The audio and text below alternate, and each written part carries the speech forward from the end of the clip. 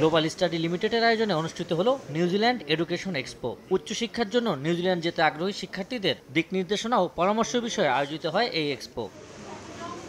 শনিবার দিনব্যাপী রাজধানীর গুলশানের একটি হোটেলে শিক্ষার্থীদের সমাগমে মুখর ছিল অনুষ্ঠান স্থল। নিউজিল্যান্ডের 6টি শীর্ষস্থানীয় প্রতিষ্ঠানের প্রতিনিধির মাধ্যমে শিক্ষার্থীরা জানতে পারেন উচ্চশিক্ষার খুঁটিনাটি। এমন উদ্যোগে খুশি শিক্ষার্থীরা। নিউজিল্যান্ডে অনেকগুলো ইনটেক আছে যেটা অন্য কোনো কান্ট্রিতে পাওয়া যায় না।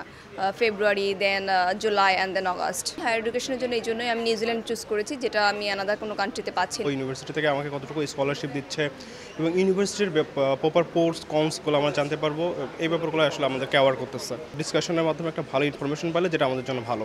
অনুষ্ঠানে একাডেমিক প্রোগ্রাম, ভর্তি প্রক্রিয়া এবং বাংলাদেশের শিক্ষার্থীদের জন্য উপলব্ধ বিভিন্ন স্কলারশিপ সুযোগ সম্পর্কে বিস্তারিত তথ্য প্রদান করেন বিশ্ববিদ্যালয়ের প্রতিনিধিরাও। Bangladesh, we are getting a lot of inquiries for New Zealand and AUT, and we are really looking forward to help them out to support their journey in New Zealand. If you are looking to study in New Zealand and would like to know guidance and want to know more about the courses and the scholarships that we offer or the admission criteria, then do visit the Global Study Office and get all the information.